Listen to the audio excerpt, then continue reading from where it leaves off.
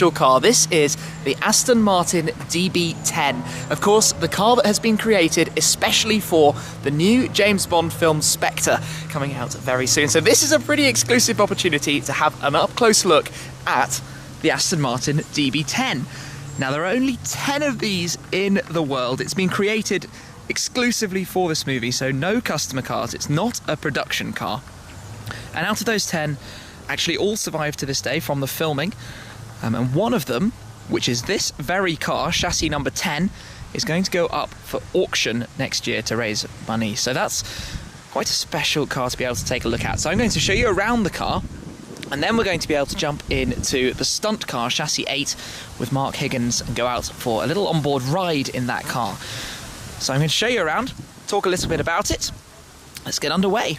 So like I said, it's been created just for the movie, full carbon fibre body, and one of the quite sort of special things about it is how you have sort of a one-piece front clam. Everything is created with a sort of minimal number of parts, which is very special. Some very cool design, sort of hints at what Aston Martin are going towards in the future, maybe with the next road cars.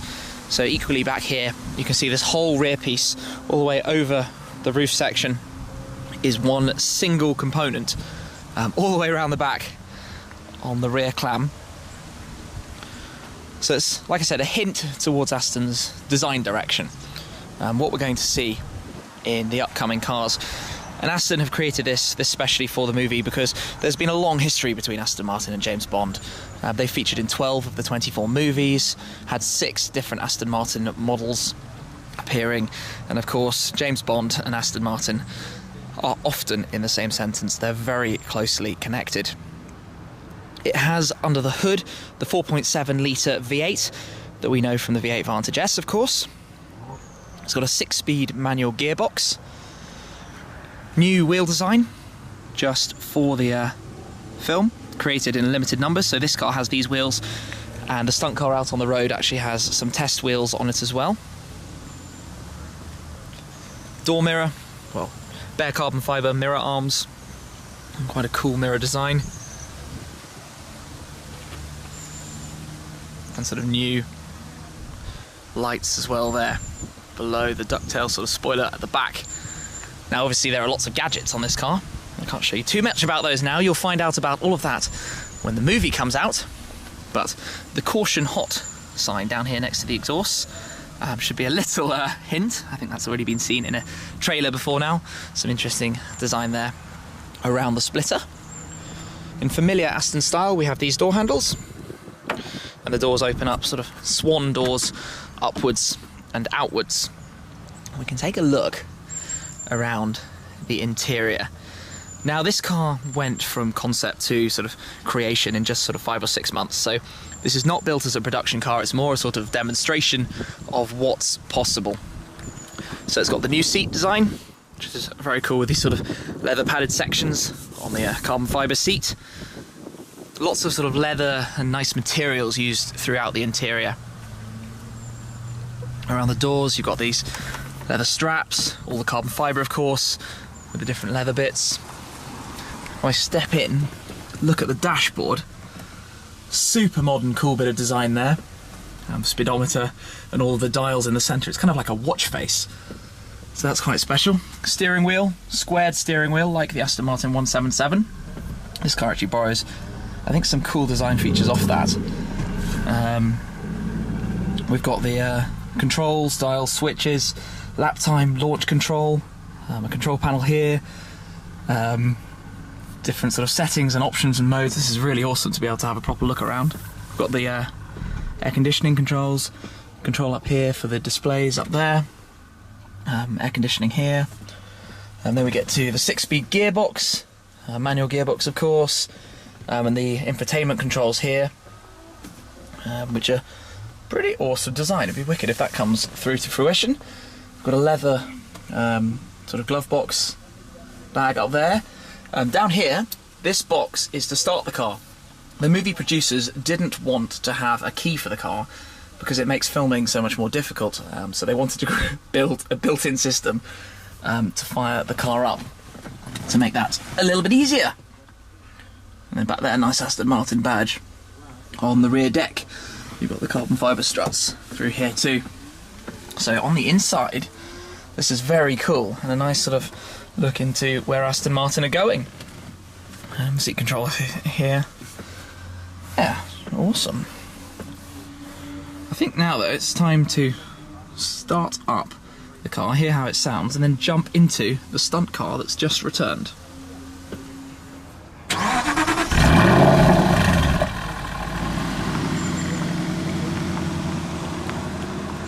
Joined now by Mark, who's going to take me out in this car, the stunt car. Yeah. First mission though is going to be getting in. This took about 3 weeks for you to get right, so yeah. Get your leg over there, across the roll cage, and then dive on in. Obviously we wouldn't normally have that much around the feet, so if you can try and keep your feet away from the main dials over there, yeah, that'd be great. That goes over your shoulders. This is going to be quite exciting.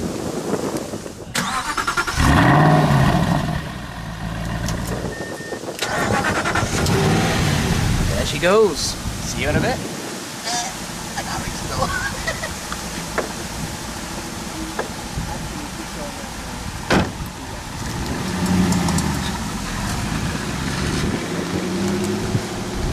Right, so what we're going to go to now, we're going to go to the outer handling circuit, which is about a half a mile little loop, all right-handers. But it'll just give us a bit of fun around the stage. It's actually quite grippy, so we're not really going to be going sideways, but it's still quite a good experience around there, I'm sure. So this actual car is the one we did a lot of the work with in Rome. Right. It's not just a copy. This is my. You always have a favourite car, and so out of all the ones, this is your. Stunt Gadget 2 was the one that I always sort of preferred to go into. I don't know why. Okay. They're all built exactly the same, but there are a few very slight differences, and it just became my car, I suppose, or the one I wanted to drive.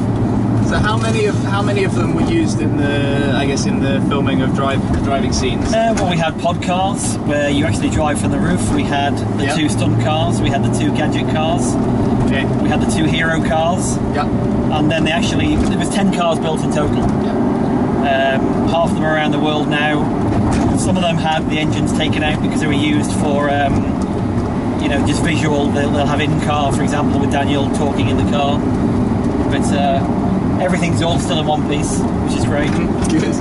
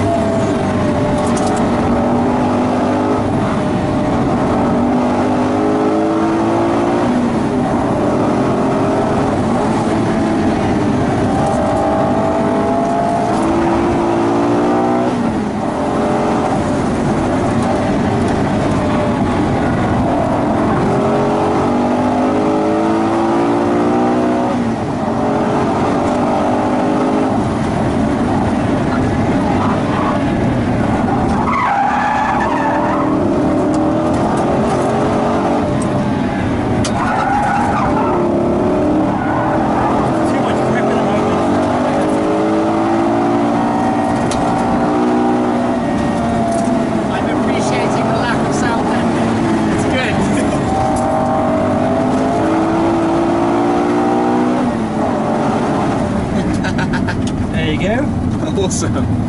The sound is amazing. Oh, it does sound great. Absolutely brilliant.